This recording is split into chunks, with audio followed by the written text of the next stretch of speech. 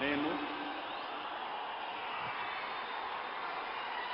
కొణిదెల పవన్ కళ్యాణ్ అనే నేను శాసనం ద్వారా నిర్మితమైన భారత రాజ్యాంగం పట్ల నిజమైన విశ్వాసం, విధేయత చూపుతానని, భారతదేశ సార్వభౌమాధికారాన్ని, సమగ్రతని కాపాడుతానని, ఆంధ్రప్రదేశ్ రాష్ట్ర మంత్రిగా నా కర్తవ్యాలను శ్రద్ధతో, అంతఃకరణ శుద్ధితో నిర్వహిస్తానని, భయం గాని, పక్షపాతం గాని,